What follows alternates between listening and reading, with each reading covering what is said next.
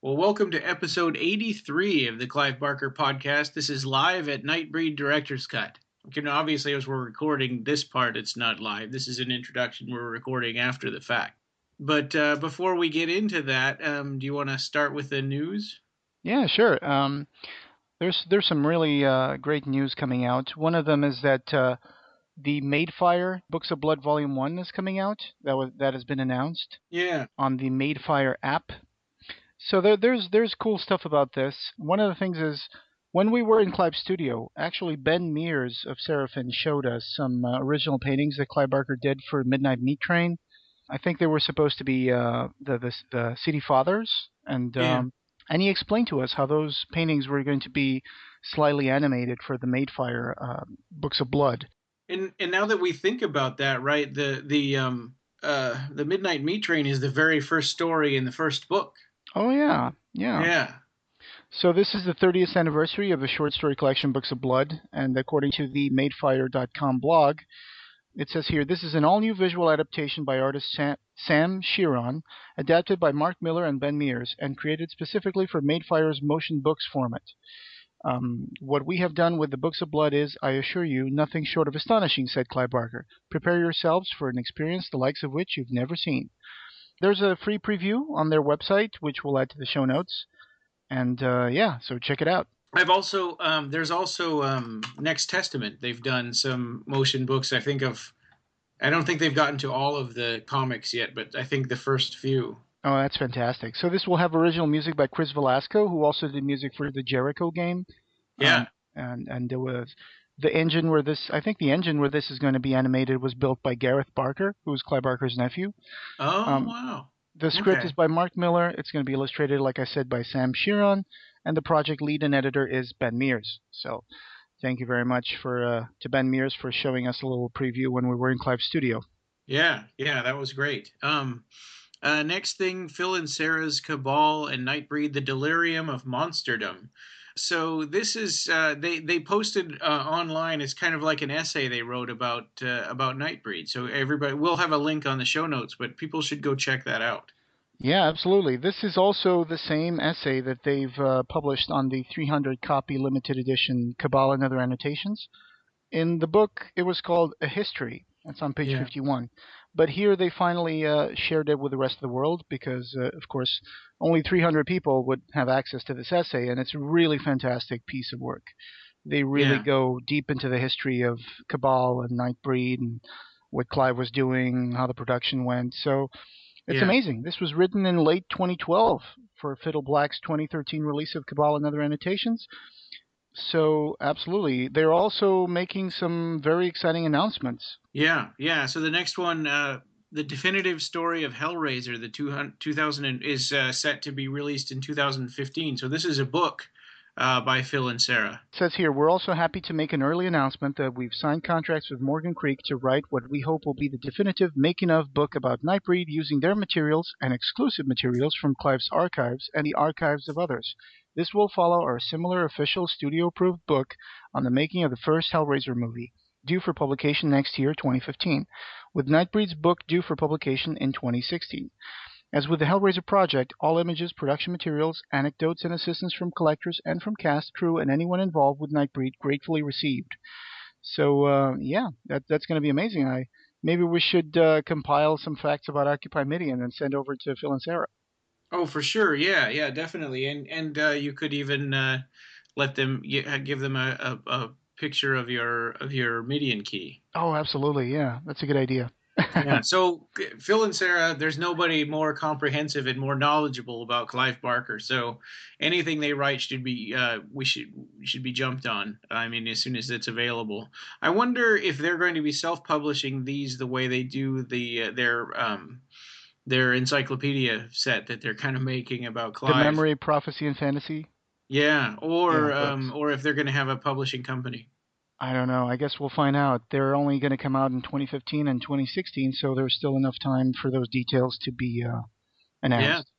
Yeah. So then the next thing, special Halloween announcement. So this just came out today, this news. But Earthling Publication is proud to announce that we have acquired the rights to publish the limited signed deluxe edition of Clive Barker's The Scarlet Gospels.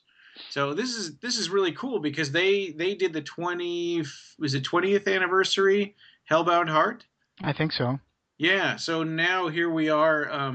Now the Scarlet Gospels is a sequel to the Hellbound Heart, and they're going to be doing the special edition there, and that's really cool. That I guess first of all that St. Martin's Press is allowing that, Mm-hmm. and second, I had a feeling, I had a hunch that something like this was going to happen, and so I've been holding off on pre-ordering it from Amazon.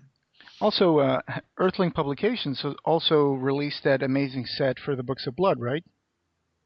Was it Earthling? I think it was. So yeah, Earthling Publications is. I'm sure that this is going to be really, really collectible because it's going to be limited sign and deluxe edition of the Scarlet Gospels. I like it that Clive Barker's books have been getting all these like luxurious limited edition editions of his works. The Oh, collector in me. it's Subterranean Press. Oh, okay. Yeah. So the collector in me, it starts salivating at the thought of all these limited deluxe editions. At the same time, the guy in me who wants to spread out Clive Barker's work around the world goes like, oh well, that's too bad that some people are not going to be able to see this. But St. Martin's Press is going to release the normal edition of the Scarlet Gospel, so that's okay. Yeah, yeah. Yeah, we'll see how much this costs and if there's going to be more than one version of it. Hopefully it's not like only a $1,500 thing, you I don't know. know. I mean, I've seen some really amazing special editions of Clive Barker's works, those that are hand Yes. sewn and Well, and in the past I've never, that had never even occurred to me to be able to afford those types of things. It's only fairly recently that I've bought a couple of them, just because, out sure. of fan craziness. Absolutely. We'll definitely add this announcement as well to the show notes from Yeah. Earthling Publications. It's very exciting. So looking forward to the Scarlet Gospels. I know a lot of people out there have been looking forward to this book for a long time. Well, and I would think that even the regular St. Martin's Press edition, the Clive Barker store will be selling some that that you could probably buy autographed. Sure. So there's another way to go, I think. So in this episode, we're going to talk about our trip to Los Angeles and the Nightbreed screening. But prior to the Nightbreed screening, we were invited to go visit the Clive Barker studio, and luckily Ben Meares and Mark Miller were there, and Ben Meares gave us a long, kind of extensive tour. It was a much bigger tour than even Mark gave me the last time that I was there. Oh, really? Yeah, he went into a lot of detail about things and told a lot of stories, and I thought it was pretty cool. He sure did. I mean, enormous thanks go to Ben Meares and Mark Miller for making this happen. We were there. We went there to the Seraphin office with Vance Kelly, the artist who made the screening poster for the Crest Westwood inaugural screening, the one Yeah, that's like on blues and greens. It's got Cabal and it's got a bunch of like that's a beautiful poster. So we went there with Vance Kelly and his wife. We went with our good friend Maureen, who actually helped us out a lot going to the screening. yeah, and then we also saw Ron McKenzie from Rue Morgue there, He was and already there and when we and I got made there. a big faux pas and called it Fangoria when he was there. Ah, Rue Morgue. Yeah, it's Rue Yeah. Morgue, everybody. So he's Ron McKenzie's also writing an article about his visit to Clive Barker's studio, and Yeah, if you follow him on Facebook, you'll see that he's been posting stuff about it and thanking people about that. So I'm looking forward to that Rue Morgue article. Yeah, it's going yeah, to be me too. amazing. Hmm. Yeah, so the whole thing was amazing. We got to see upstairs in the lobby area with all the stuff and laid out, and we got to see the main hallway with all his movie posters, and we got to see his library with all the different editions of all of his books, and everywhere there were manuscripts laying around. And at one point, I handed you something, and you're like, "What's this?" And you look at it, and it was the Imagica manuscript. That was an amazing moment. I think it was a part of the Imagica manuscript because that thing's probably huge. It's probably divided in like 3 or 4 parts, Yeah. but that was a magical moment. One of many. when we were Yeah. visiting that house right next to Clive Barker's private house where he lives. We also saw, of course, we saw hundreds and hundreds of paintings. We saw dozens and dozens, maybe hundreds of drawings, ink drawings. We even saw like some stuff from Clive Barker that was it from his college years. That drawing we saw made in what seemed like pastels, that color thing. Oh yeah, right, right. That's oh gosh, when was that? It was 1970 something, like 73 maybe. Yeah, yeah. There was so much stuff there He that would have been like 20 years old. it was amazing. What can I say? It's hard to put into words. It's more of an emotional experience when you walk through the door. It's like crossing over into over the rainbow into the land of Oz. Yeah. You see all the director's slates from Nightbreed, Lord of Illusions, Hellraiser. You see, Mhm. like you said, all those books. I even found some Portuguese editions of his books there, and I pointed them out to everybody and started screaming. Yeah. Yeah. And then downstairs we saw where all the painting restoration is happening, or not restoration, but scanning and stuff for the Imaginer books.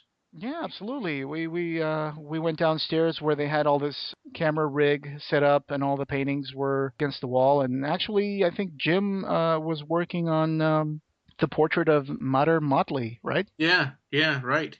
So it was very, very technical. He gave me like a technical rundown of the work that he was doing. Apparently, the camera had an enormous sensor, and it took pictures. I forget the exact number, but I think it was around 140 or plus megapixels. Obviously, this is going to make for some really amazing high resolution photographs of the paintings. And then he had a light box, so the painting stands in front of his computer. He's looking at the photo they just took, and then he can compare it on his screen to the actual painting, with the light box providing him enough light that he can evaluate if the color correction is accurate, if he can go back and forth from the monitor to the painting, so he can make sure that the colors are correct for the Imaginer book. It's a very Yeah, exhausting and very detailed work. So yeah, the we took a few pictures. I mean, we took a lot of pictures actually in Clive Barker's studio. yeah, It's like I was saying the other day. It's a hard choice between you want to say every little detail that you've seen, but at the same hmm time you want to preserve the mystery of the house for anybody who's going to visit it in the future. Well, and honestly, at least for me, I feel a little bit jealous, or guarded, I guess. Like I don't want to share that experience with anybody. Yeah, it's hard to put it into words. Like I said, I Yeah, mean, you kind of go into a kind of a trance, like yeah, almost like a fugue state when you're just standing there and you're imagining, okay, these are the movie slates for all these movies that I love.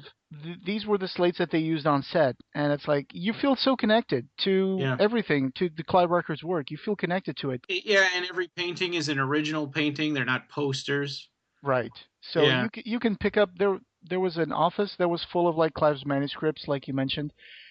There's a lot of stuff there that Clive Barker has never published. hmm There's projects that have names like I don't want to do any faux pas. I don't want to reveal any titles. yeah, So, but there's a lot of manuscripts that Clive Barker has never published and that we never heard that they existed. And yeah. we picked them up and we opened them up, and it's like Clive Barker's unmistakable, handwriting. Well, and you get this strange feeling like every time you're looking at one thing that you're missing out on something else. Oh yeah, I know. So I it's mean, just this overwhelming kind of like. And then there's also like, wow, should I really be looking at this? I remember looking at Black as the Devil's Rainbow, last time and thinking, I couldn't remember. And I saw a table of contents with all the stories that were in there, but I couldn't remember any of it. It's just, all this stuff goes through your mind at one time. absolutely. And you see that Clive Barker handwrites everything. He handwrites Yeah. everything in several drafts, in fact. And for example, I remember looking at a shelf and seeing the last Hellraiser story. And the last Hellraiser story was like 8 binders full of like manuscript, Yeah. which is amazing. I mean, 8 full binders of it for the last Hellraiser story, which, as we all know, was edited by Mark Miller. And then Ben Meares also helped to type up all the manuscripts. So he's become kind of an expert in deciphering Clive Barker's scrawl. I guess then the next thing would be the the Nightbreed screening itself. So this was at the Crest Westwood at 7 p.m. in Los Angeles. There was an introduction by Thomas Negovan and Mark Miller, and then after there was a Q&A, and the Q&A had some surprising guests that even we didn't know about, which Yeah, was really neat. that was an amazing event. It was organized by the Century Guild and Seraphin. It was introduced by Mark Miller and Thomas Negovan, and then they Yeah. also showed us a trailer for a movie that is kind of a sequel to Mirror Mask from Dave McKean. It was an amazing trailer, and then they started playing Nightbreed, which the theater was packed with people, and everybody was having such a good time. People were clapping, people were laughing.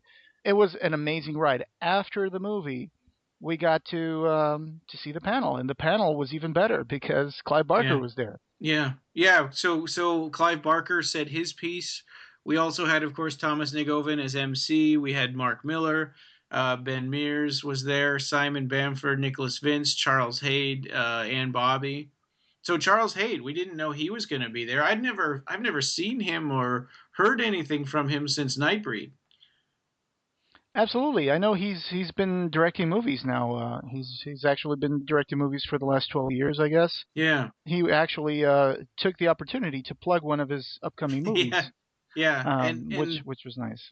Yeah, and you'll be able to hear that in because we're going to give you the audio first for the introduction, and then for the entire the entire Q&A, which it's about an hour's worth of audio. So probably this whole episode's going to come in at about an hour and a half. hmm Didn't he say at one point, Charles Hayde, that Nightbreed was the last movie that he acted in, but or one of the last movies that he acted in. But then I was just looking at his IMDb, and he did some more stuff in 92, 93, 94, 95.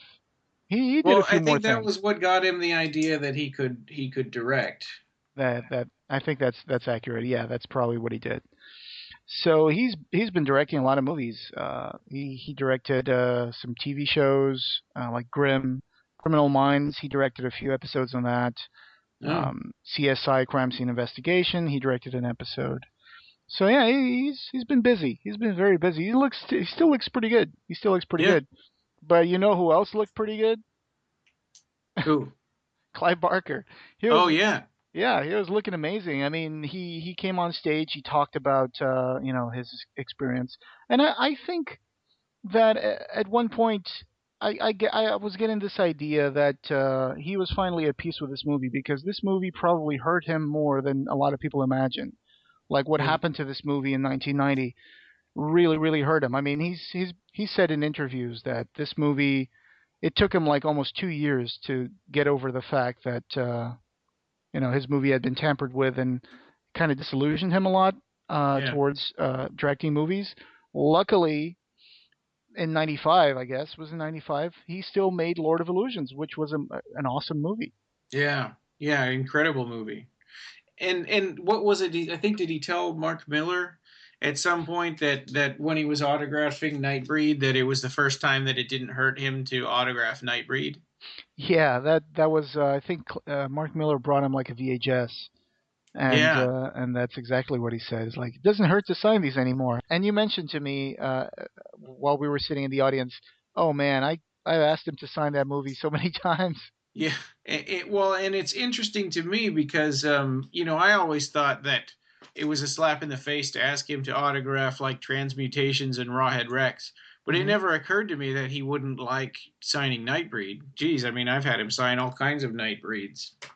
But it was great. He was looking pretty good. He unfortunately couldn't stay too long, which is understandable because if he had stayed there for the panel for the whole duration, it would be the panel went on for a while. So you'll find that out when we post the podcast. The panel went on for a while. It was really fun. Had some really funny moments thanks to Andrew Furtado. Yeah, the and panel, it was funny. The panel went on until they started flashing the lights and projecting Night of the Living Dead on the screen behind us, which was really weird. that's true. I don't understand where that came from, but Yeah. My gosh, so many people there, so many wonderful people, and Yeah. everybody who I met over there. And if you're listening to this, get in touch with me. Go on Facebook, appear on Occupy Midian, add me to Hmm. Facebook, because I've met some people who asked me for stuff, and I was like, yeah, sure, I can help you out with that. But I haven't been receiving that many friend requests. I mean, I have received a few, so uh, Yeah.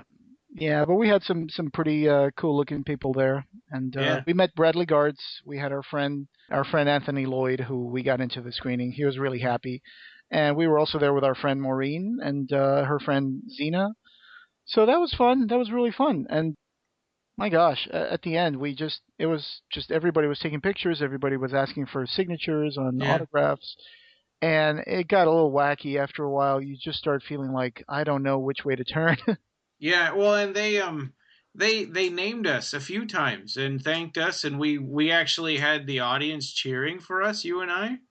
That was fun, awkward, and weird because I never expected that to happen. But thanks to Mark and Thomas Negovan, they pointed us out a couple of times, even when Clive was there, and Clive turned to the audience and said, "That's why I had Andrew put that card at the end of the movie that said my sincere thanks to Mark Miller and everybody else who made this possible. Thank you." Yeah. And then he turned to the audience and he said, "Thank you."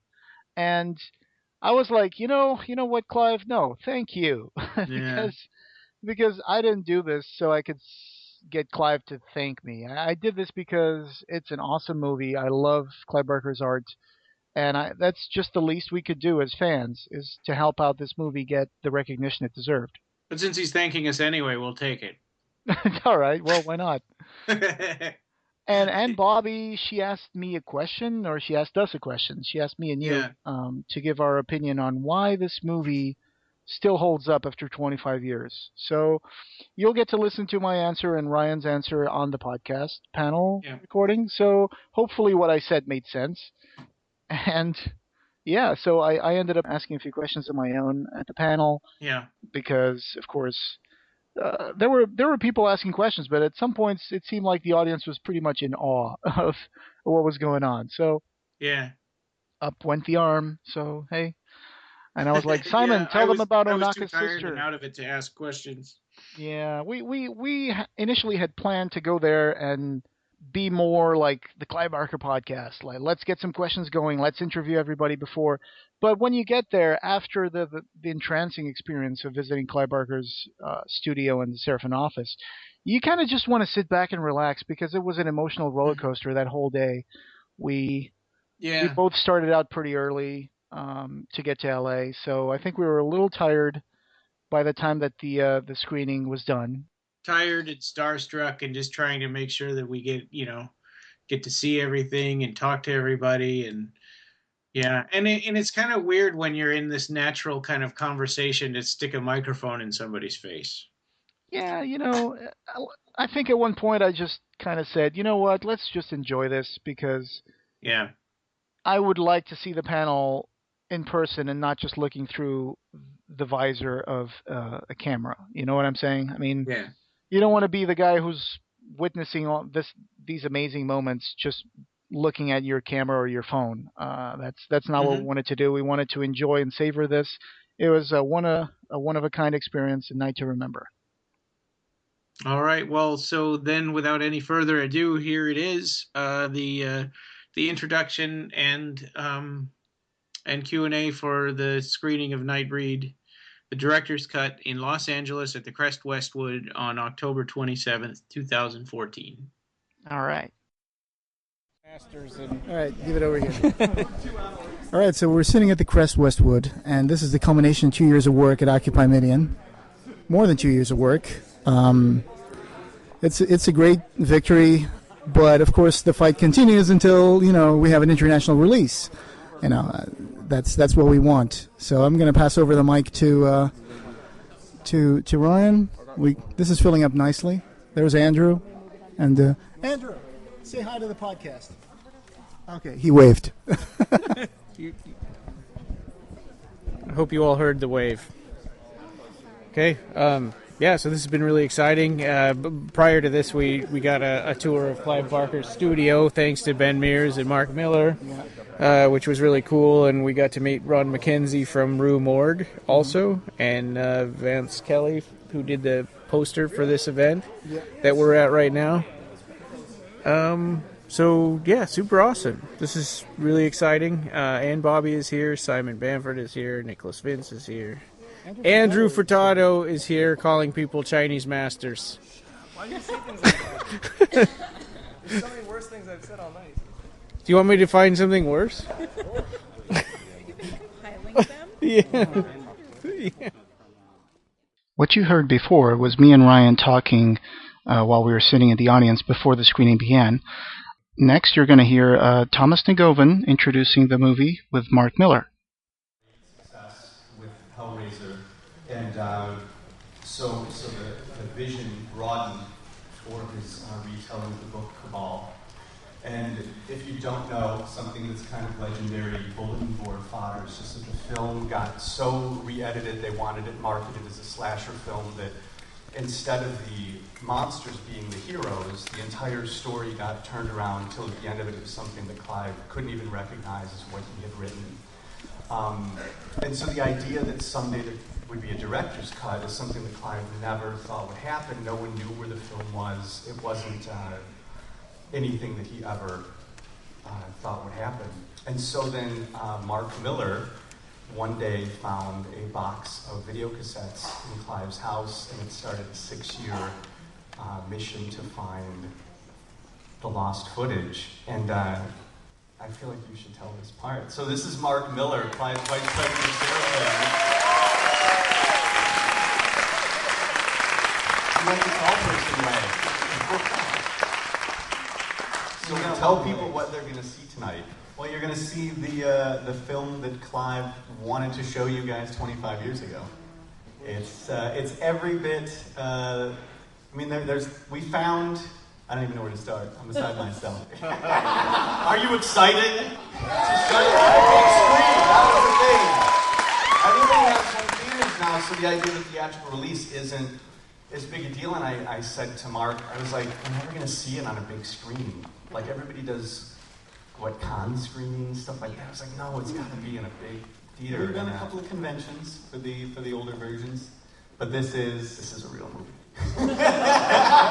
It's exciting. It's really cool. But so 6 years you worked on 6 years ago, I sent Clive a text message because I just found out that there was missing footage in Nightbreed, and I remember watching the film as a teenager and not understanding it. And sure, some of you understand that. And when I found out there was missing footage, that man's nipples pierced. Now we know. When I found out, I just, I said, well, hell, why doesn't this exist? And I sent Clive a text message, and I said, can we make this happen? Are the rumors true? Everyone is on the message boards is saying there's a director's cut coming out. And Clive replied, no, it's all hearsay, it's all conjecture. Much as I would like for it to happen, there is no director's cut. We don't even know where the footage is. And I replied eagerly, well, how about I give it a shot? Not fully understanding what the journey would require of me. But 6 years later, after screening many different versions of the film from VHS footage. There's probably a lot of people here that don't know. There's a thing called the Cabal cut. And what happened was all of the videotape that was in the closet got put together, and it was like the kitchen sink version. So it's 3.5 mind-numbing hours of badly degraded videotape. And so the film that we'll be watching tonight is not that kind of thing. It's 20 minutes longer than the theatrical release, but it's 40 minutes of footage. And it's actual film footage. From the film. For those of you that don't know, we found the film footage. Our colorist is here tonight. To make this happen. It's a beautiful thing. Hiding in the Midwest. Yeah, it was quite a story. We'll probably share that at the end, but there were a lot of ups and downs and hilarious stories. But it's been quite the journey. And there was a huge, with this Cabal cut touring, there was a group called Occupy Midian, and didn't you come up with that? The lovely Miss Ann Bobby coined. Ann Bobby said we need to occupy Midian in South Carolina. A huge, huge fan movement, like over 13,000 signatures, and thanks to Ryan Danhauser and Jose Leitao. So there's hopefully some Occupy Midian people here tonight to experience this. So yeah, it's a family reunion in every way. And I want to say a lot of people don't understand how we could find, the VHS footage in Clive's own backyard, because it is rather humorous. But when I asked Clive, how could this be possible? How could the search ultimately lead us back to your own supply closet?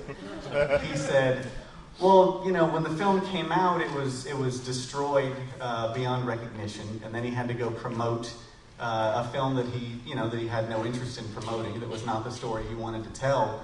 And so by the time all was said and done, anything that said Nightbreed on it, he wanted nothing to do with. So they got shoved on a shelf, and as fortune would have it, we found them. We created the Cabal cut, and it toured the world, and it got a lot of fan appreciation and support, and because of the signatures, we proved that the film was still very much loved, and there was an audience for it, and we found the footage, and we put it together with our editor, Andrew Furtado, who's also here. You're going to meet all these wacky characters later. And now the film is ready for you guys. Thank you for everything. And in order for you to properly appreciate it, we're actually going to read Cabal in its entirety to you before. Yeah. But we'll be doing a Q&A after the show, so please stick around. Do you have anything else to say? Oh, Mark, enjoy. Thank you guys. Oh, wait, I did forget one thing. We have a trailer. My gallery, Century Guild, represents... Always needs the last as word. a painter, I can't help it. I forgot that we have this. Another artist that we represent is named Dave McKean. And he's a brilliant designer and painter who is also a director. He did a movie called Mirror Mask with Jim Henson. And so he has a film that he's been working on for years and years. It stars the same little girl from Mirror Mask, who now is grown up and on the TV show Defiance. But she's in this film, and it's so he put together a 4-minute kind of faux trailer for us to see tonight. So this movie is it's not released yet, but you're getting a 4-minute sneak peek of his new film Luna, and then it'll go right into Nightbreed. Wow. So yeah, so this is Dave McKean's film to start this off. That's cool. And now, here's the panel that went on for an hour, including cast and crew members and Clive Barker. To hurry me up, he said, Aunt Bobby got knifed, and I was panicked. I had no idea what he was talking about, but he was giving me a cue. But, so Aunt Bobby is here, and come on up, we're going to sit down. Nicholas Vince is on Bamford as well. And Charles Hayes is somewhere. Charles Hayes, oh, there he is. Mr. Charles Hayes. And Martin Mercer, is he here somewhere? Did you make it, Martin? And Steve Hardie, the production designer, are you here?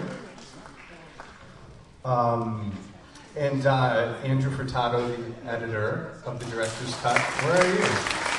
There you are.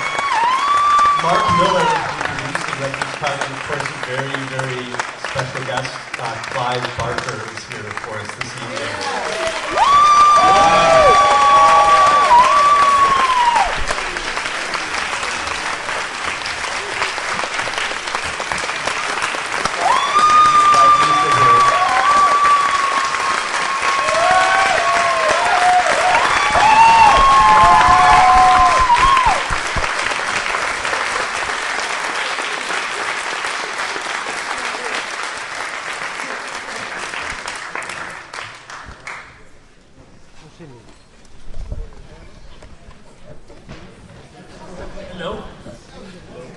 Clive, thank you for making this. Thank you for for being us. here and celebrating it. And thank you to all of the amazing talent that made this happen. It's made by a collaboration, a loving collaboration. The question that I think people have on their minds the most is they want to know if there's a lost musical number to Hellraiser. It's Hello, Dolly. Hell. It's interesting because one of my favorite things in this is Anne singing. She's amazing. She's amazing. Unleash Anne, yay!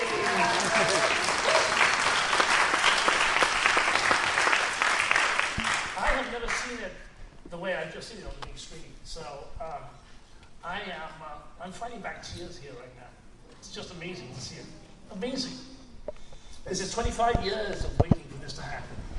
And this is exactly the way it should be all that time.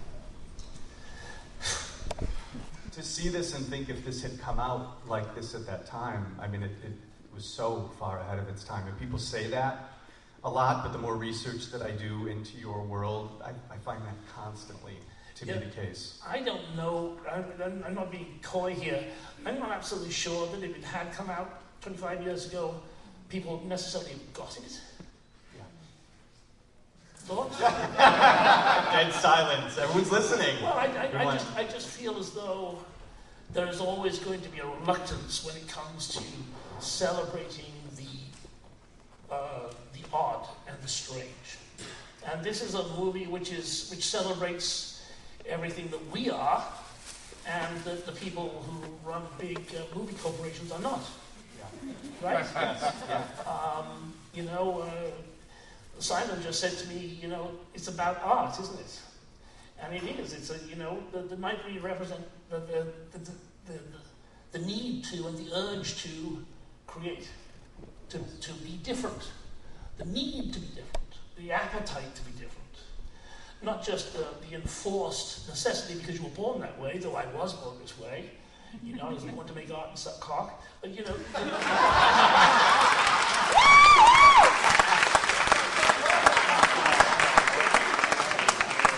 not in that order. But those were things that were forced upon me. But then you get on with life because those are the things that you're given. God gives you the chance to be odd, and the devil gives you normality. With a book that's coming out this spring, in case you guys don't know, the Scarlet Gospels brings closure to the Pinhead story. Yes. Can I ask the mischievous question? What can we expect of Midian? Do you feel that this is closure, or do we maybe No, have? of course it isn't closure. I mean, what the end of this movie always signified was that Ashbury was to go out into the world and find these creatures, and Boone was to save Baphomet, to save the Nightbreed, and empower the Nightbreed. But it was never going to happen because there was never any support for this movie. Now they're talking about making a TV show.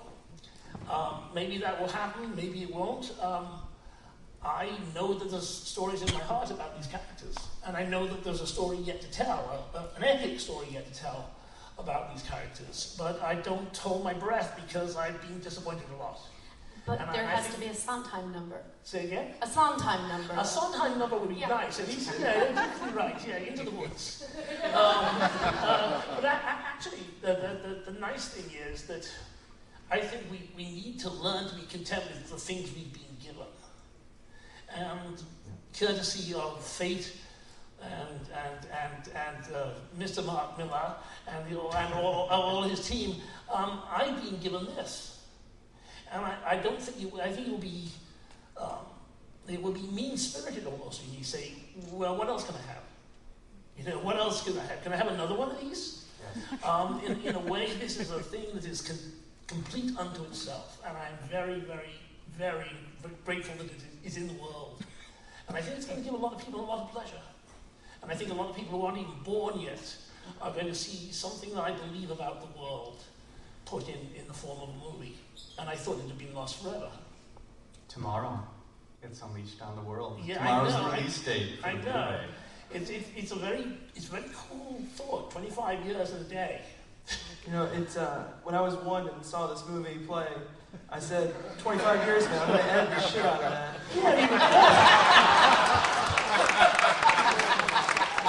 To the day. I love it. Mark, what do you think we should ask Mr. Barker? I just want to know, you never got to see it on the big screen the way it was meant to be seen. Well, I was looking at it through tears, so that doesn't really count.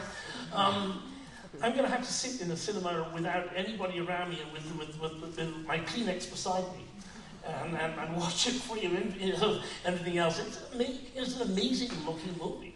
And I think what's interesting is that the technology, the digital technology, didn't exist to clean this picture up 25 years ago. It looks better, it sounds better than it could have done 25 years ago. It is in many ways not just the movie I made, but a better version of the movie I made, technically. I love the mechanical effects.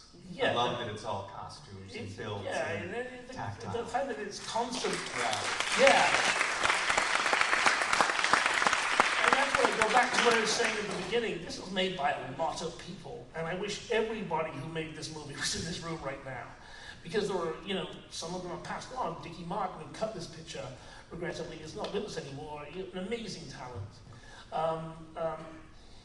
And he's not the only one who's passed on, but I think there's something about cinema which is very different from the other two things I do, which is writing and painting, which are lonely, solitary occupations, and they turn you in on yourself.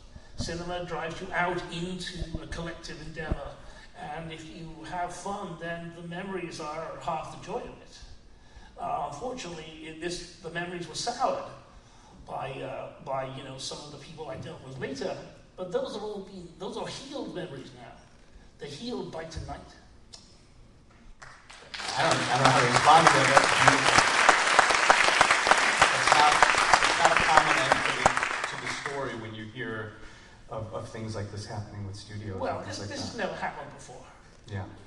I genuinely think you and I, all of us here, are at an event which is I'm going to say a one-time only event. I don't think a movie has ever been restored to this level from such incoherence, to such great coherence, from such physical ruined condition to such sublime beauty. I think we had so much to be grateful for. I have so much to be grateful for. I don't think it would have happened without, Yeah, he's pretty awesome. And he pointed out that this is a positive side of the internet. And what's the word? The whole Occupy Meridian movement, which Anne initiated,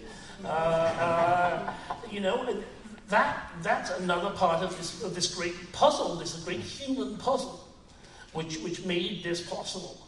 And it's great for me to be here and say, oh, Clive Barker this, Clive Barker that. No, everybody who made this, everybody who is involved in this, was involved then and is now, are part of this great party. That's why I wanted to put at the end of it, thanking Mark and thanking everybody else for making this a great reunion, because that's what it is. It's a reunion for me with my imagination, with a dream I had 25 years ago.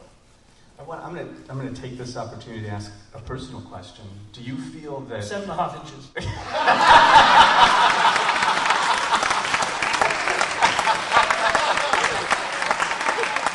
you feel that the process of this being completed in the way that it does has changed part of your perception of what the world is, because it was such a negative experience that must have shaped decades? It would be nice to say, I'm 62 now, it would be nice to say that I could pick up the cinematic dreams I had and follow them through with the new hope that this has given me.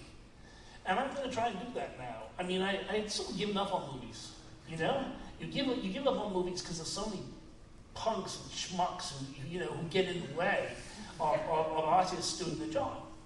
And that's not just me, it's Charlie, and it's Anne, and it's all the people who are, and it's the makeup people, and, we want to do our job, right?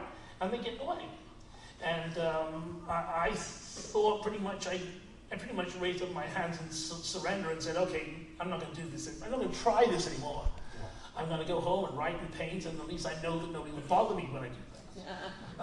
But now, boy, oh boy, oh boy, it's terribly tempting. I'm just worried that if I don't want to waste another year and a half of my life.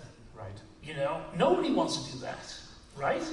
And nobody wants to waste time making something that is then taken away from you and torn apart and invalidated. You've got an army of fans at this point, so.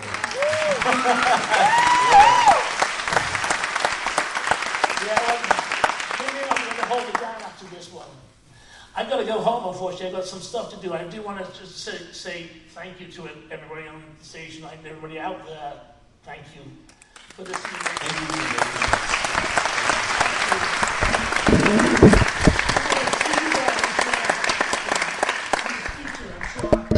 Mr. Mercer.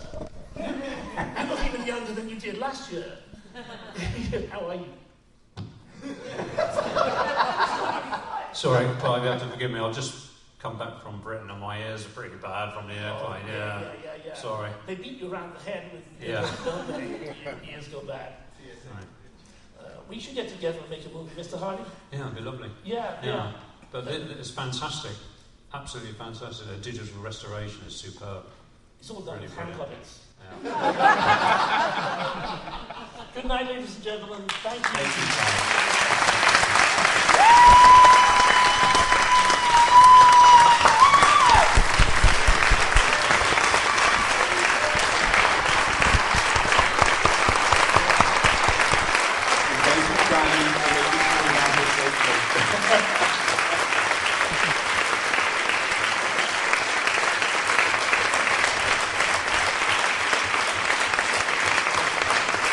Clive Barker.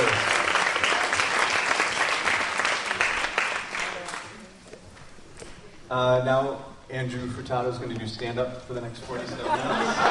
Quick 7. Serious? Come on, man. Serious.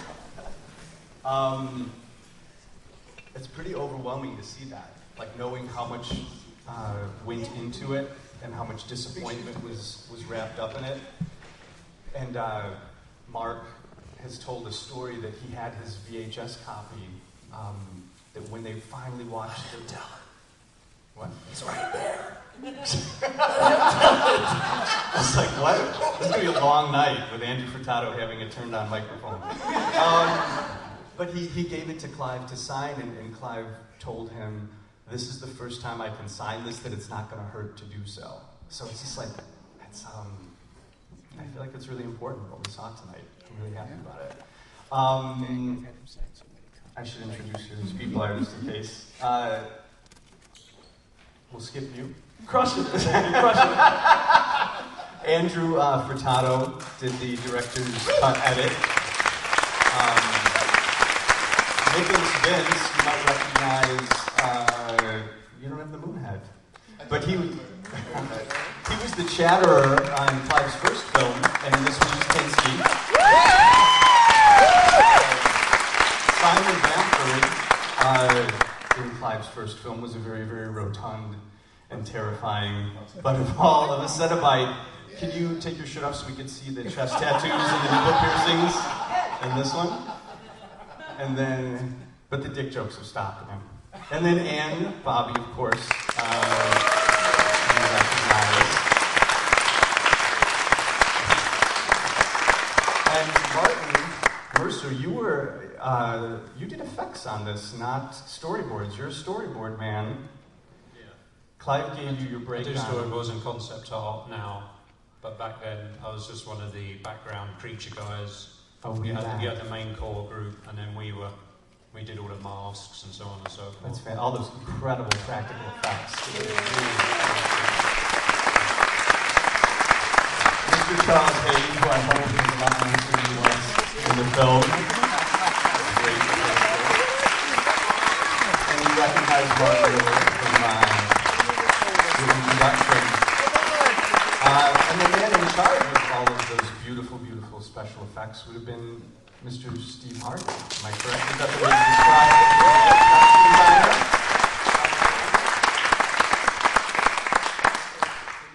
it? This was your first production design job, wasn't it?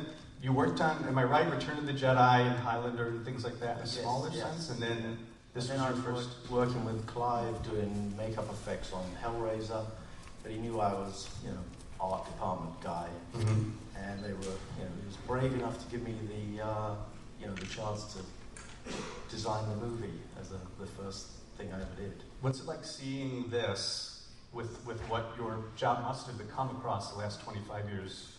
Being digital and things like that, seeing something this mechanical, what is it? I always think it's hard looking at your own work. You're always kind of looking at the wrong slime color and every...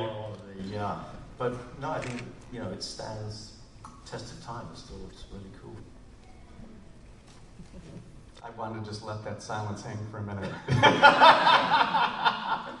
And then another question kind of in that realm, and this is more for you, because you were so young working on this, and actually this is for both of you, do you feel like there's anything that you learned working with someone like Clive that directly affected jobs that you had in the future? Was there a process of him working that was peculiar enough that you felt like it served you in the future? I'd only just started reading his books because I just got the job at Image at the time.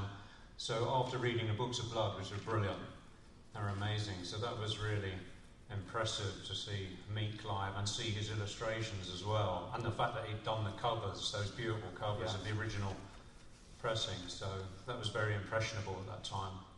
And it was before then I'd been a trainee, so it was really nice to get given a chance to go, okay, well here's a pair of stilts. There's a character in there who's got these stilts and a big stomach and these bent back legs, and I was given these pair of metal legs and said, okay, make something for that. So that was brilliant. That's really cool.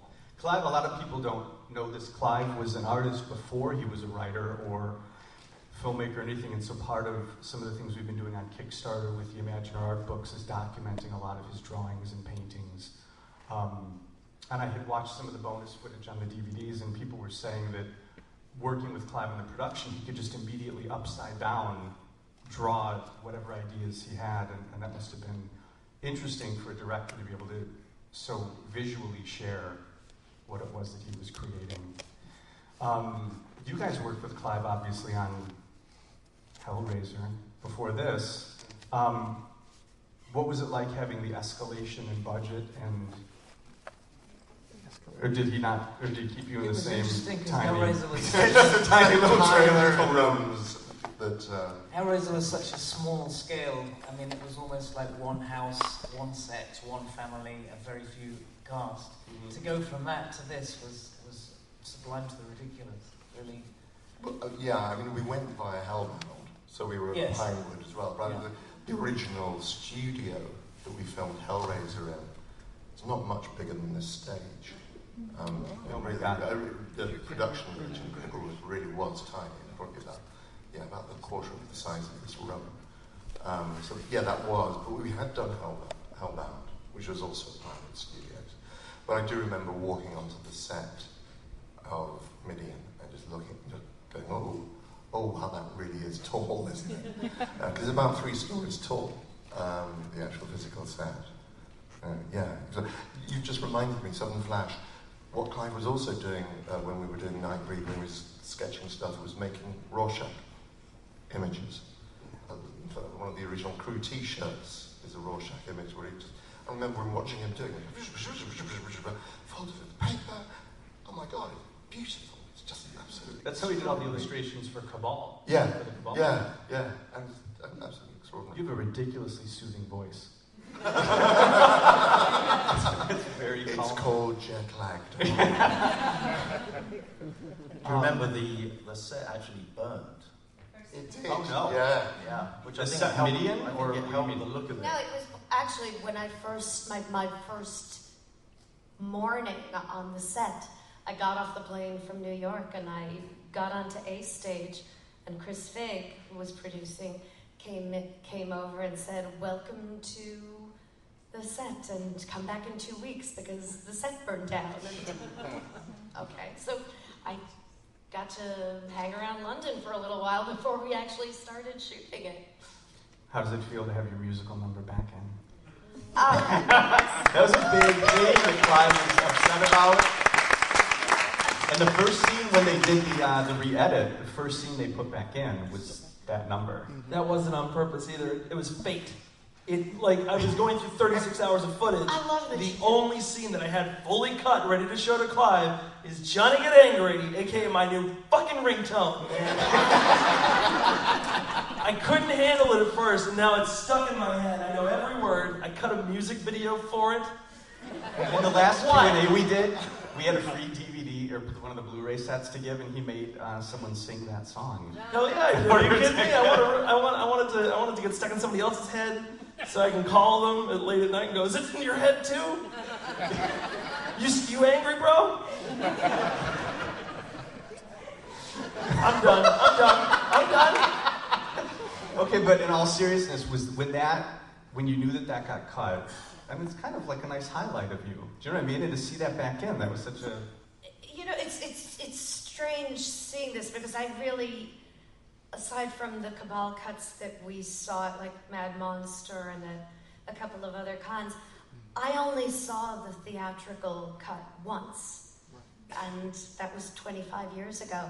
And it's funny, I was thinking about what Clive said in the opening about how he's now looking back as a stronger artist now at the 25-year younger version of him. And part of me goes like, I look at those scenes with me in it, and I'm kind of glad that I'm seeing it now, because back then I would have gone, God, you're so fat, and now I'm going, God, you're so thin. But I wonder, what, I'm a little overwhelmed too. I think Ian McKellen said that by the time you're old enough to understand Romeo, you're too old to play Romeo. That's a really good line. And I think about Clive's amazing opportunity to revisit this now, knowing what he knows. And would this version have been this version 25 years ago? I think this is infused with something even deeper, because Clive has had this opportunity 25 years later to revisit it. Yeah, I just wish I could do a lot of that shit over. And this is, and most of you guys hadn't seen this.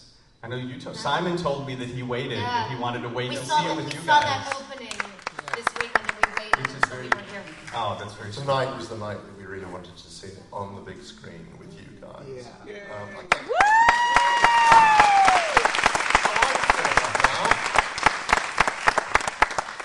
Mr. Charles, who did you call on mentally for that character? Who's the terrible, terrible person in your life that... You were the guy I was nervous about meeting, because that guy's so bad. I was like, if he's anything like that, he's going to be terrible. He's my favorite. He's a great character. Favorite.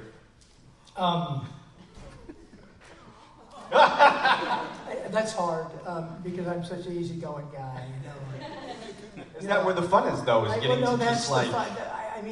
I guess that's in there, but you reach, like Clive was saying, you reach all around for this stuff, and we all know that. Yeah. And I was looking at it, I was talking to my lady tonight, and I said, I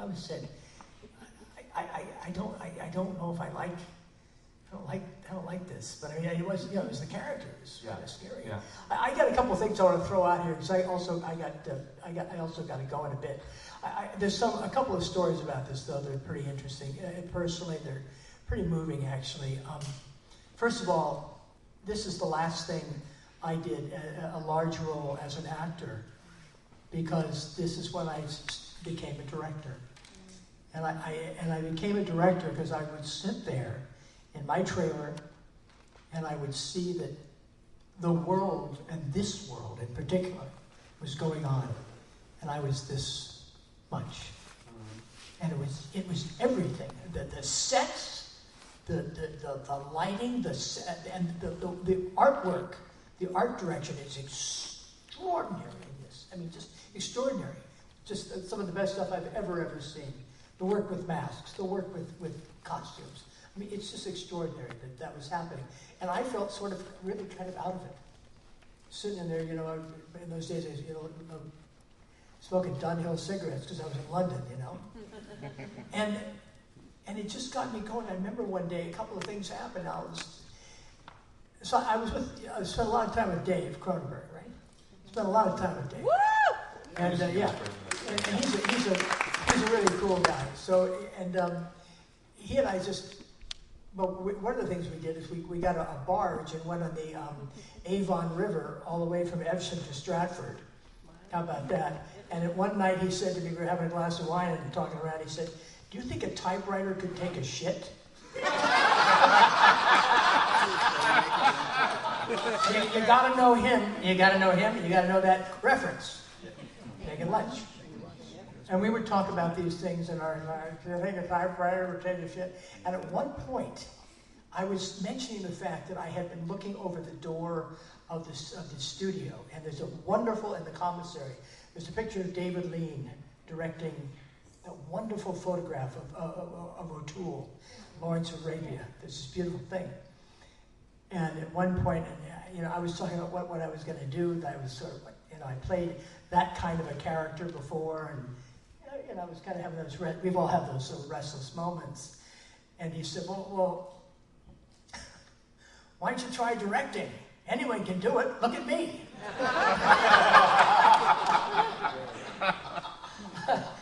And I did.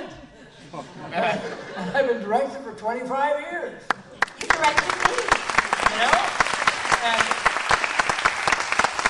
And now I have a movie out here in film festivals called One Armed Man that's out there that you should go, you'll hear about it, Horton Foot. Anyway, as I'm plugging that. And, but it was just, this was magic. And I didn't like this when I first saw it. When I saw it when it Hill came Street out. Blues to this. Yeah, no, but I was like, oh man. Yeah, neither did Clive. They missed the boat all over the place. Because I was angry because I had seen what it was supposed to be. And it's a beautiful film. It's about beautiful things, and it's just, that's what it is. It's just lovely, and now I have to go home with someone lovely. Thank you so much for having me. I'm going back to the valley.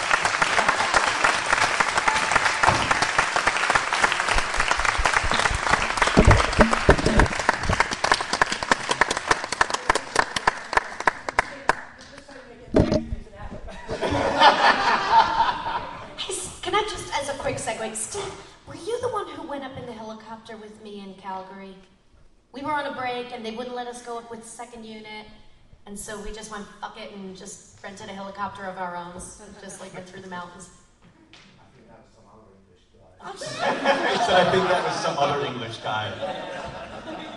How much were you aware? You obviously read the script that was very close to Cabal. How much were you guys aware of what Clive was dealing with them adding on shoots and segments and trying? I mean, you must have been aware to some degree because you were called back in to keep filming and adding things in. I came to LA for the premiere of Nightbreed, and found out it wasn't going to happen because they called me back to London because they were going to do some pickups. By which time I got a really good suntan. Which didn't fit the character too well. That's terrifying. Makeup. Do the rest of you have any memories of? I guess what I'm wondering is could you see a tone shift dramatically in a negative way? We just watched Clive get ill. Really, I was the mound that Laurie and Boone are standing on at the end. Clive fell down it and gave himself a hernia, and ended up in hospital. And he just looked ill. And it wasn't just that, it was that, Clive is an artist. We know he's a visual artist. He also started in theater. And I've said before that working on Nightbreed was the closest I've ever come to doing theater as a movie. You did have a show tune. But it was a very theatrical vibe. There was lots of freedom to improvise. The makeup artists were improvising. Everybody was being so creative. And then we came back and suddenly we were really making a movie.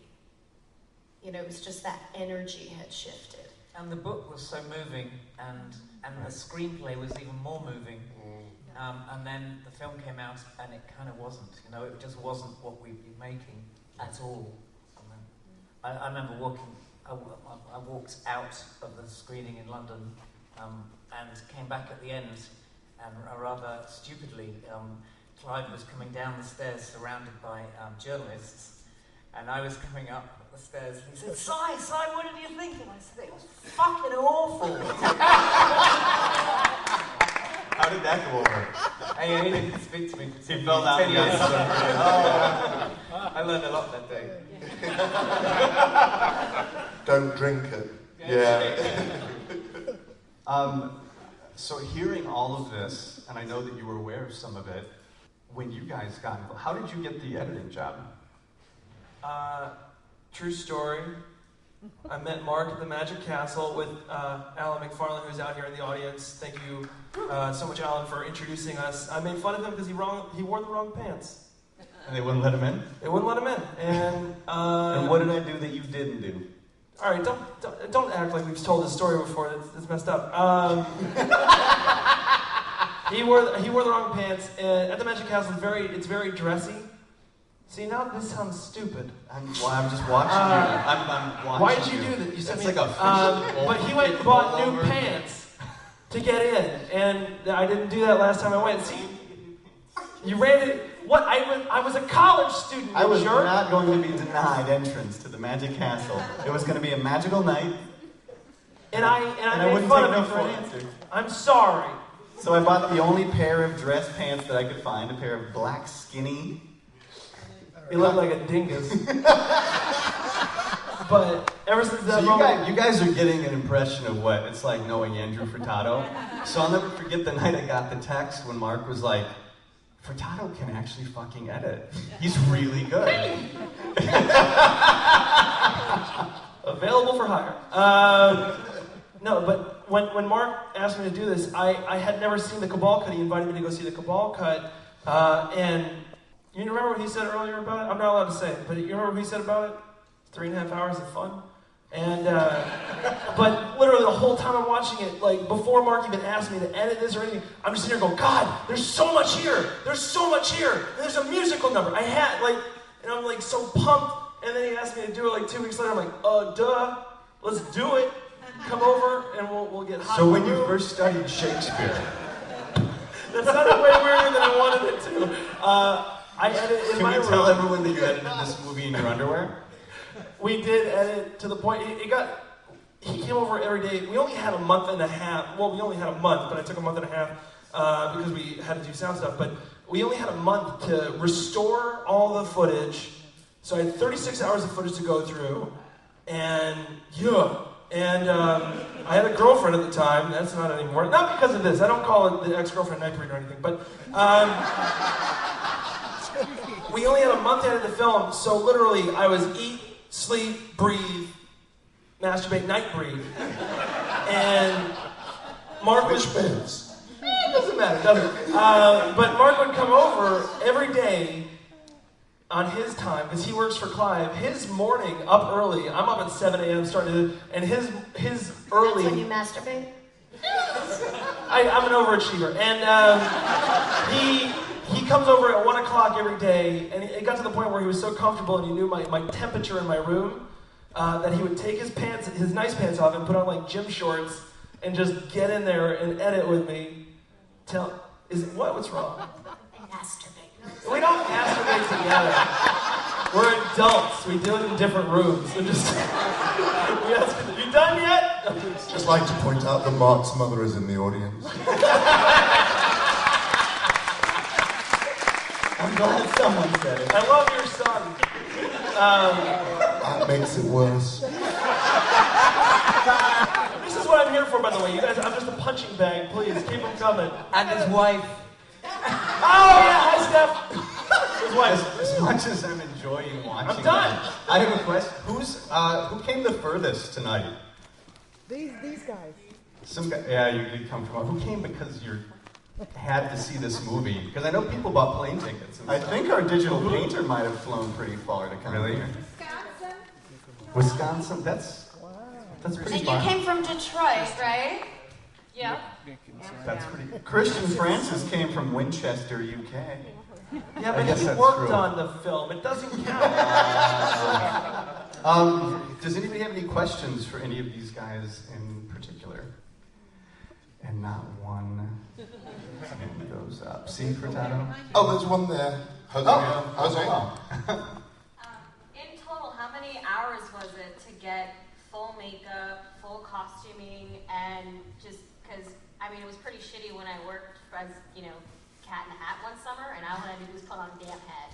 So, like, between the production to getting the makeup on to sitting in that costuming, and you guys have done this in more than one Clive Barker film, so I can only imagine it was like sheer torture for at least 12, 14, 16 hours. This would have been an easy one, right? How long did Kinski take versus Chatterer? Chatterer was an hour to get in. That's it? That's it, because it wasn't stuck to my face. But no. Kinski was 5 hours. Wow. Shuna Sassy was 8, 9. So It would be interesting to know which creature took the longest. Yeah, but I think it's Shuna Sassy because she was the complete. Would you know that? Would you know who took the longest on this? Martin McGowan? The costumes of the breed were put together by Brian, wasn't it? Mm-hmm. Brian, yeah. It's unfortunate, I think, hasn't Brian passed away? I believe. But they did an amazing job.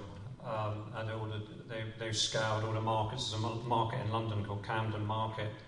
So they all the jewellery, you see all the jewellery Narcissus is wearing and so on and so forth. So that all came from there, but they did an amazing job. But a lot of it also was, had to look aged and everything. So they had quite a big department, aging and a lot of craft involved. And then that was all, again, Clive's drawings, and then Bob Keane, Jeff Portas, who, really were the pillar of all the design elements. And so we would try all the costumes with the prosthetics, and there was a lot, as you were saying, experimentation, even to the extent of in the initial stages of coating people with, like, Rice Krispies and spraying them, and all that type of stuff, making it look as much like Clive's illustrations as possible. If you look at Boone's swirls and everything, I mean, that literally comes straight off the page of Clive's art, and that was done by Little John, Chris Halls. And there were so many monsters in this. Yeah. So many. When you watch the scenes in Midian, there are characters that I know Clive's developed full stories for that they would show just for 2 seconds, 4 seconds. And there's 6 seconds. They're in this finally. Yeah. The work just cut out before. Mexico's in there. The monster with the arms like what is that? Someone came from Mexico and Mark wants to know. So with all of the footage you found, 30-something hours?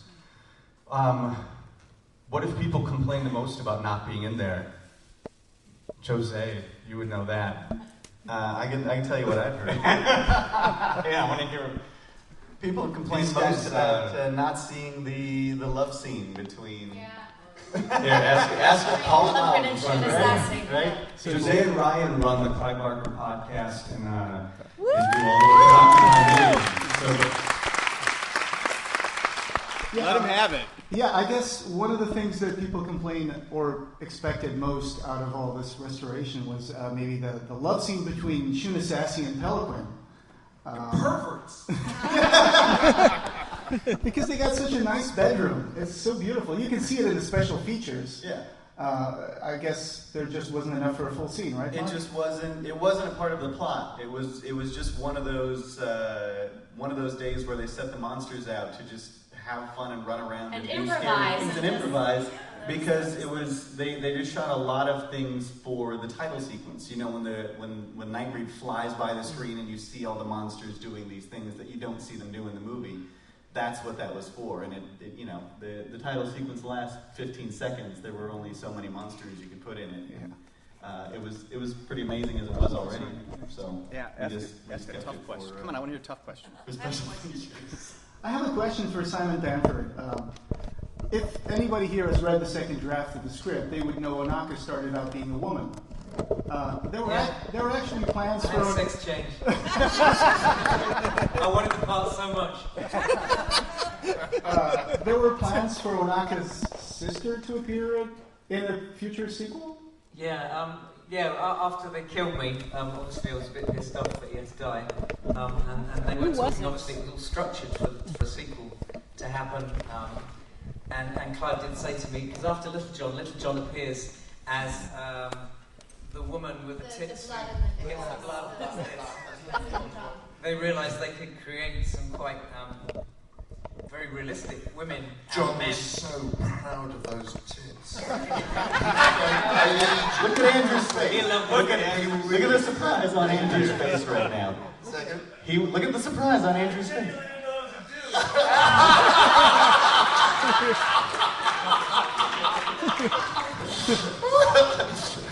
Masturbate. You got some serious questions to answer about yourself later. I gotta talk to your mom, dude. Yeah, so they were going to make me into my twin sister for the sequel, but obviously it never happened. Hi there. This movie seems very physical, and this question is for Anne. You keep falling and doing a lot of your stunts. Did you have any mishaps? How'd you fare? Did I have any mishaps? The hardest thing about all the running and falling was that goddamn Fuller's Earth. That set was so dusty. And they were just, the different stages, in the movie. Sometimes someone would just come up to me, just throw more dirt on me.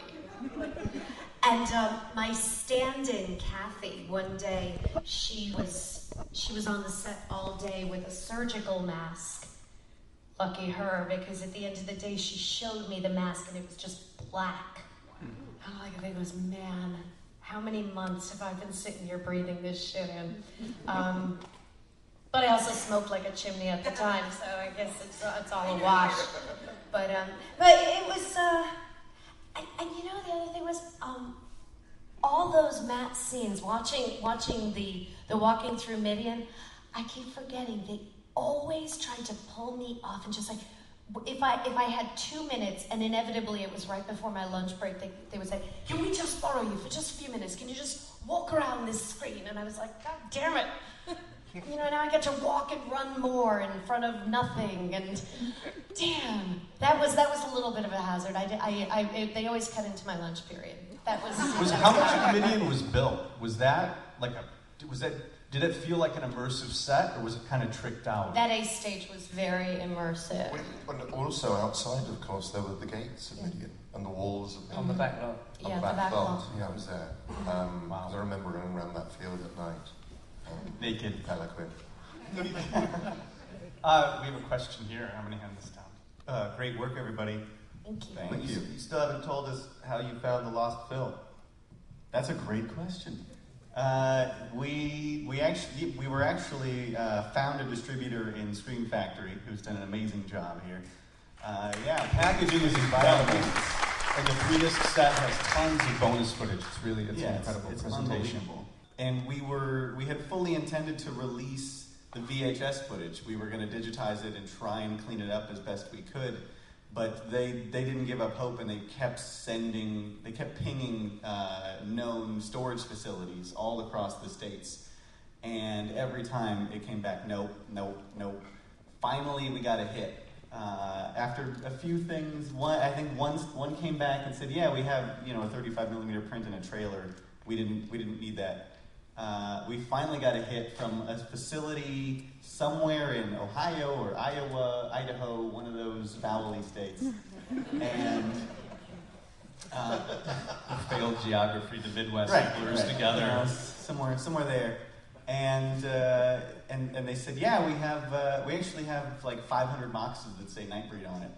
And Morgan Creek said, okay, please send it to us. And the facility said, nope. And so Morgan Creek came back to us in the shop and they said, yeah, sorry, the facility said no. And God bless Shout Factory, they said, but don't you own the film? Tell them that no doesn't apply. It's your movie and you want it back. So Morgan Creek said, all right, we'll give it a shot. So they replied back. They said, yeah, no, sorry, it's our movie, so we'd really like it. And they said, okay. So 25 years later, all we needed to do was ask twice. You have another question here. Sort of like the film version of Vivian Maier, isn't it? It's bizarre. It's just the strangest. And then the craziest thing was it was 500 boxes of trims. It wasn't because the film was complete, as Anne said. She saw the director's cut. She saw what it was supposed to be, and they just took it and they just started cutting things out and putting it into boxes and shipping it away. So it was 500 boxes of little spools of film. And God bless Andrew for putting it all back together. And again, as this sort of cycle of how everything happened and just all the little things that came together to make this a possibility, just not adding up, in a logical sense, but on a bizarre sort of magical way. We found no sound. None of the original sound was ever recovered. All the sound you're hearing is the VHS footage we found in Clive's closet. And that's all Mr. Justin Cruz, who's in the audience. Justin, please stand up, sir. The work is amazing. This guy.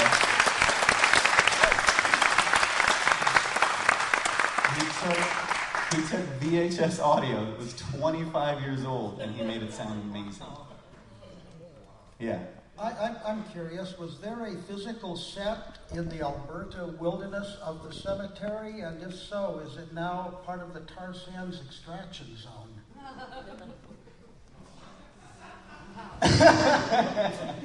Actors? I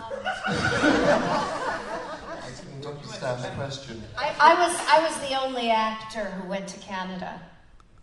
If that helps answer the question. And I was basically in Canada to shoot that one scene where Laurie she's driving in the car to Midian and she takes her sunglasses off and puts them on the dashboard and establishes. So even the gates of Midian, when it was, like when you're driving up, you can't see me.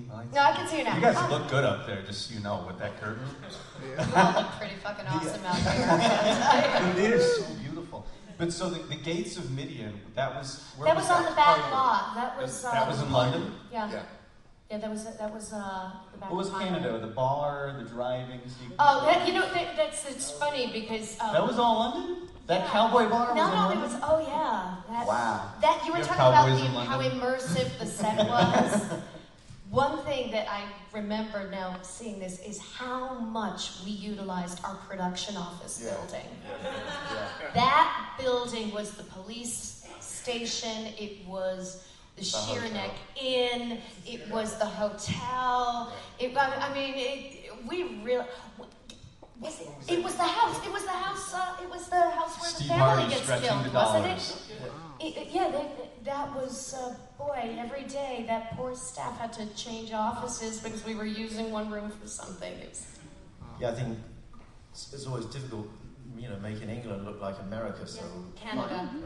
Canada, finding all the cars, but everything was like a second unit in Canada's plate shots, and then the Midian there was a matte painting, but the only physical gates were built at Pinewood on the outside, and then there was some physical stuff built inside, but then Ralph McQuarrie did the matte extensions on top of that. And were those gates, what were they made out of? Were they iron or were they? Yeah, metal. So the antique dealer in me wants to know what happens with things like that. What do you do at the end of a production like that with gates? They just get cut up and used for something else. Yeah, scrap. tossed. In fact, they were shooting Batman Brought it down with a time chainsaw. as we were doing that, and I was going around looking in. I mean, I think whatever movie you do, there's never enough money to do what you need to do. So we were doing the graveyard, and we were trying to, kind of make it look a little Père Lachaise, Highgate Cemetery on a limited budget. And I looked in a dumpster and I found some fantastic gargoyles from Batman. They were from Batman? So I had some guys go and pull them out. And we're walking down the lot with them, and somebody came out of the plasterer's shop from Batman and said, "Where the fuck are you going with those?" And it's like, we're going to use them, and they just took a sledgehammer and smashed them up in front of us because, we were kind of prohibited from using them. Jeez. Wow. They were mean. They had dogs on outside their stage. It was fenced, and they had dogs, guard dogs, because I tried to break in once. We have a question here too for you guys. Hold on. Once again, thank you very much for pulling this back together. There was amazing footage that we didn't get to see before. The place looks great. But in and among the casting crew... But I have some complaints. No, none at all. I'm asking if you have complaints. Was there anything in the script, anything you guys were poised and ready to shoot that never even made it to film? Things you were excited about that just didn't get shot? There was one scene between Kinski and Pelican. It's only 4 lines. But I thought it was a very beautiful scene where it's during the attack on Midian, and it's Kinski saying, "Right, this is our fault. We started this." And Pelican says, "I didn't know." And Kinski said, "There were prophecies," as you would do.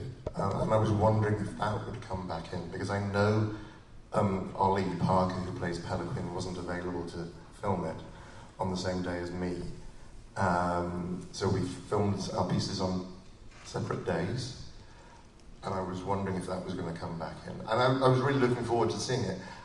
I look at this and I realise it wasn't necessary. The way it's been put together by you guys, not by Clive and you guys, that scene's not necessary. You get that idea that Pelican was suffering. He feels kind of responsible for it. But so the scene where I go took 16 hours to film. I was excited when I knew the musical number was coming back, because there was, on that day, we shot at this place called the Mean Fiddler in Hammersmith, and a whole bunch of our friends came to be crowd extras. Nick was an extra, because we hadn't seen his face. I saw me in that. I saw me. So we...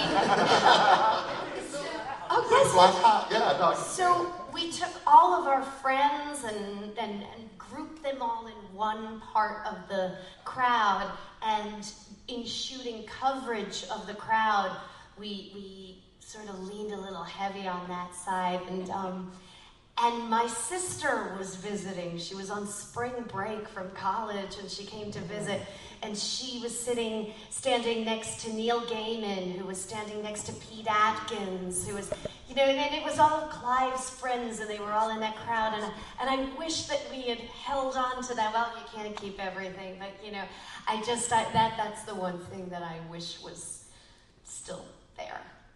That's really cool. But the song's in, so I'll shut up. Yeah, we have another, guys.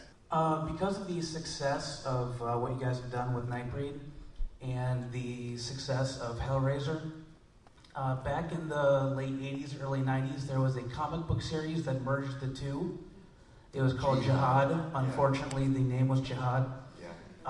Since this has taken off so well, is there any idea of a possibility of Nightbreed Hellraiser crossover? Well, as it just so happens, Boom Studios has licensed Hellraiser and recently Nightbreed, so it is a possibility. Nick, you wrote a comic, didn't you? I feel like I learned this recently. A few of the epic. Yes, I wrote, I think, half a dozen of the epic. And of Nightbreed? Hellraiser. Hellraiser, okay. And 4 issues of Nightbreed. including the last 2 of Nightbreed. I was actually commissioned to do 6, and they simply said, "Oh." They said you're putting too much Kinski in? Yeah. Kinski shades. So I had to squeeze 6 issues into 2, actually into 1. I've written the first one, and then it's like, oh, actually you've got 1 issue to tie it all up. Yeah, so yeah, I wrote the comics. That's very cool. Do you have a question? I'm going to pass this down here. Best seat in the house. Yeah, it is. Hi, thank you so much for the movie, guys. You were awesome. My question is to Anne. We kind of end in the end, we don't see what Laurie's like Nightbreed power is. I mean, when everyone crosses over, they become something else. In your mind, what do you think it was for her? Wow. That's a really good question. I've never heard that question. I'm a really shitty actor, I'm sorry. Mark, did Clive ever mention anything about that? Not to me, no. I never thought of that. That's a great question. Jose's raising his hand, so I'm wondering if that means that he knows. You know what she does? You know what Laurie's power does? She like creates Occupy Midian and gets a film. Oh yeah!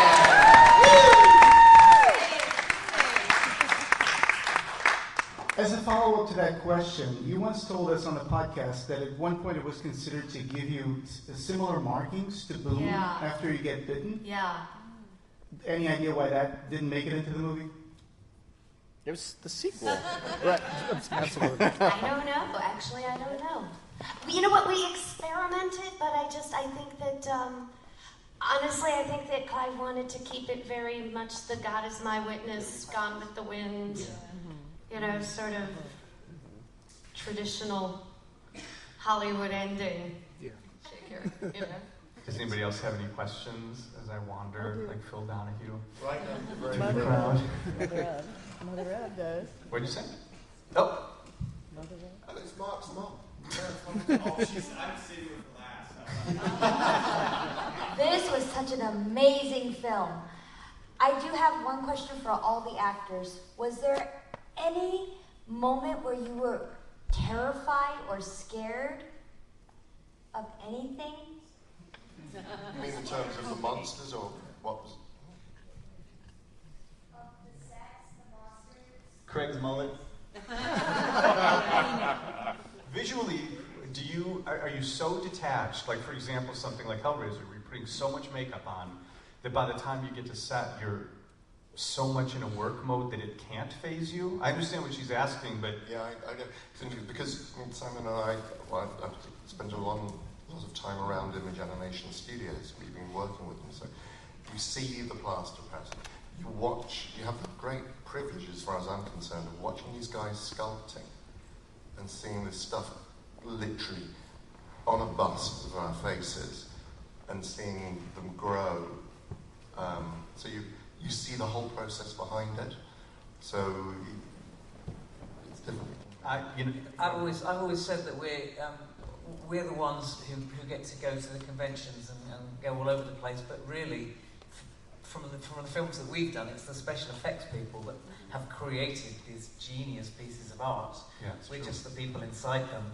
And that if there's anything that scared me more than anything else was on Nightbreed was, we said how ill Clive looked, but the whole special effects team looked completely exhausted for weeks and weeks and weeks. You had to be very careful when you were walking around behind the sets because there was always a makeup assistant sleeping, you know, just trying to sleep because they'd been there since 2 a.m.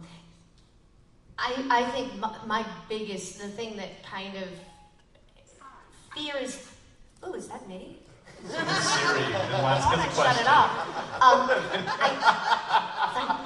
I thought we have a job to do when you're there and you're doing a job and everyone's been working so hard and so many people aren't sleeping and so many people are giving 100%. You don't want to get too emotionally involved, and there were a lot of those creatures that triggered a lot of emotions, and you can't really, when you're supposed to be afraid, be crying or conveying any of that. So I did not have to spend time in makeup. You want to know what's really scary? Clive Barker's house. Oh, at that's 2 o'clock in the morning. The other day I was there looking for paintings in this back room, and I was turning all the lights off, and there was one closet light that was on. And so I walked through these dark rooms and got to the room, and then I turned the closet light off, and I hesitated a moment. And then I turned it on and went and turned all the other lights back on so I was getting my path back out. It's his apartment in London, his house scary. in London, one time, the first time I walked in there, I tripped, I almost broke my neck on a crucifix that was lying on the floor. Sounds right. Doesn't everybody have their crucifix behind their sofa? Oh, we have another question, guys. Hold on. Hi, thank you guys for everything. And at a convention I was at a little while ago, you mentioned that you said no maggots in your contract. Yeah, no maggots and no roaches. Was there a reason for that? Were there plans for it? Have you seen Hellraiser? Ashley told me a story that she said that when the investors showed up, she had to put her arm in a thing of maggots. Mm-hmm. And that Clive said, don't worry, you're alive, so they won't eat you. Yeah. So I thought when she asked that question, I thought someone had tipped you off. Like, No, I put was your hand in incredibly maggots for the phobic of, investors. I am phobic of roaches and maggots. And But you Eddie rode me on. You've got snakes and you've got Well, scorpions. that was the thing. I've said, he came up to me, he said, you really won't work with roaches. I'm like, no, I really won't work with roaches. And he's like, what about scorpions? Never work with animals and roaches. Ugh. So, and snakes. I love snakes. That was fine. I was very, no maggots, no roaches. Does anybody else have questions? I just want to make sure we get everybody's questions. You guys. So I don't know if you can answer this, it might be kind of tough, but so you must have known when the movie was premiering 25 years ago that it wasn't the movie you thought it was going to be. How do you cope with doing press junkets and interviews? Do you just kind of have to suck it up and say nice things? Or, how do you deal with that? What press junkets? There were no press junkets for Nightbreed. Big Western It was, preview. you know what, honestly, it was so different when I saw it from the script I read, from the experience that I had, from the footage I knew we had shot, from the scenes that I knew Dickie had cut together, that I actually felt pretty okay walking away from it, because it wasn't like there was anything I could have done. It was actually, I didn't lose sleep over it. It broke my heart for my friends. Did you do press junkets for this, though, or no? No. There was nothing. You mentioned that Simon said about the LA premiere, so did they never reschedule the premiere for this? I was in New York, and they screened it for me at Fox in their screening room. And I went with a few friends, and I went, where's the rest of the movie? Yeah. And I just went, oh, it's going to be that way. And I went, well, there's nothing you can do about that. And until you. And it was, you guys. You did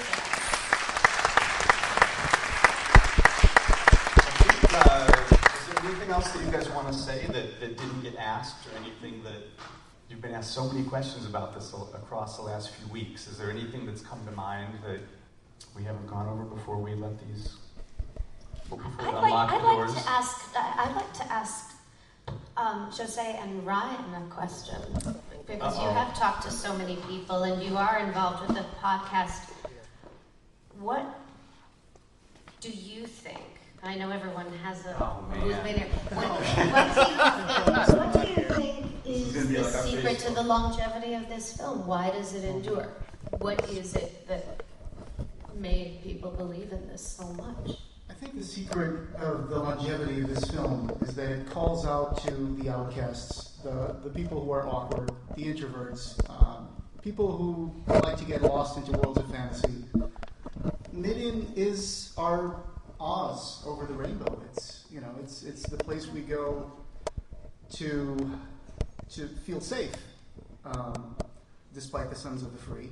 But I think that's what gives this movie its longevity, is that it calls to people in a very deep way as a safe haven for anybody who's, feels like an outcast or feels like they don't fit in. So I guess that's it. At least that's it for me. I think I think even as imperfect as the theatrical cut was, there was still a hint of that in there. I mean, enough for us to all want to give it a second chance. Well, thank you. Yeah, thank you.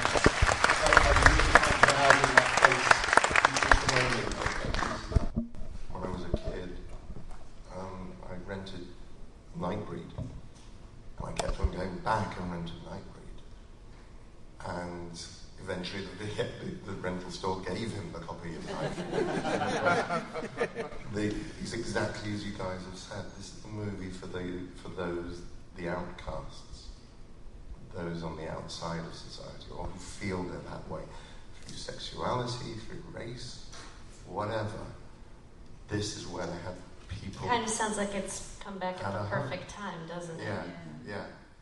But also, when I saw it this time, which I'd never seen before, which is what I said to Clive, they represent artists. Yeah. They really, truly, strongly represent artists, and that freedom that artists have. And you know what, if you think about it, we are getting increasingly marginalized as a society, so this really is kind of a pretty wild time for this to be out. Wow. And I want to thank everyone for the support and for signing the petition and buying the Blu-rays, because I get to sit on stage with all these awesome people, and Andrew.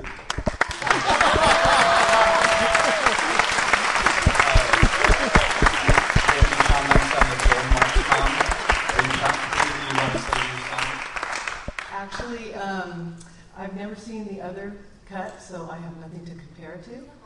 So all I have to say is, he told me to close my eyes at the family scene, and then Ben told me to close my eyes when I saw the guy with the razors, and but you never told me it was such an awesome love story. Oh. We love that tagline. We got some event posters there in the lobby, and the line we came up with was a love story 25 years in the making, because that's what this edit was. You know, it took it away from being about trying to just make it people shooting at monsters, and it really humanized them and made them into a romantic drama. I think these guys are going to hang out for a little bit, and so you're welcome to come up and say hi, and there's posters that we have in the lobby and stuff. And thank you all so much for coming. Thank you.